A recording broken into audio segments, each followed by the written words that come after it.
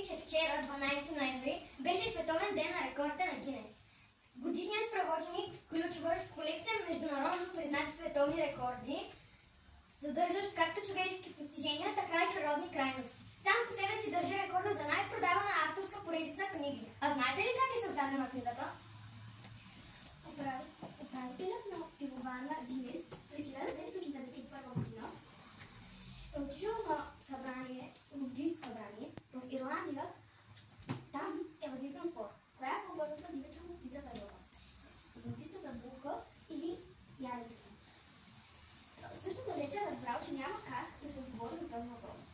Бивър се разбира, че сигурно много подобни въпроси се повдигат всяка вечер, навсякъде по света. Но няма книга, която да разреши всички тези спорове, и ако имаше такава, тя би била станала популярна. Идеята му става реалност, като един служител на пивоварната препоръчва на Бивър двама братя, свои познати, които идват детективска агенция. Той ги наема, че се става от първия сборник, който по-късно става книга за рекордите на Гинес. През 1954 година през август те раздават първите 1000 копия, а година по-късно само в САЩ са продадени 70 000 бройки.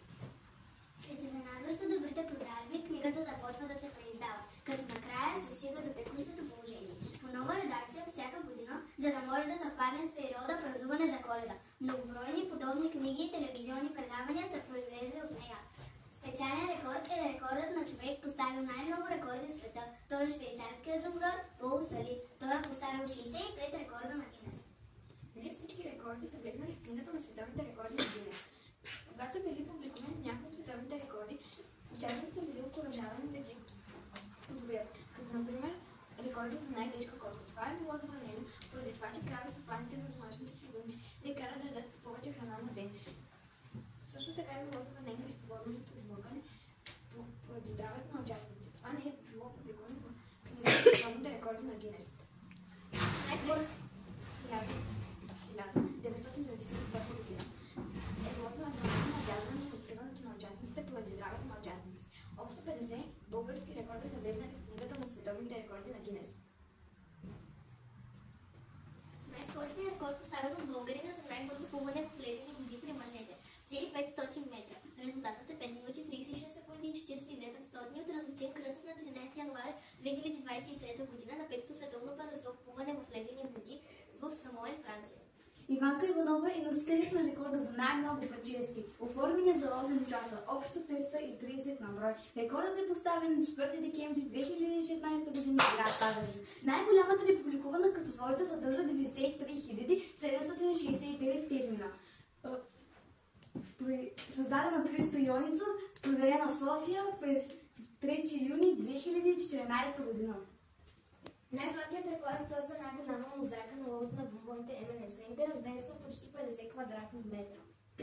Създадена от производителя на захарни изделия Марс, София. Този рекорд е потвърден в 2017 година, 29 септември.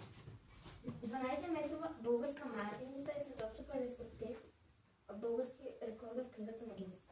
По повод рекордите на Гинес не са направени интересни рекорди в някои държави. Един от тях е пикап с две колелета, които преминава на най-тесния път. Други от днешните рекорди са за най-много скокове на лостик на един крак и най-много завъртания на стойка на ръце. Тази година ни препоръчват да сгънем хартиено самолече, да го изстреляме и да изберем дължината. Дължината трябва да я пратим на сайта им, да видим кой тази година ще влезе в книгата на рекордите на Гинес. Чудесно!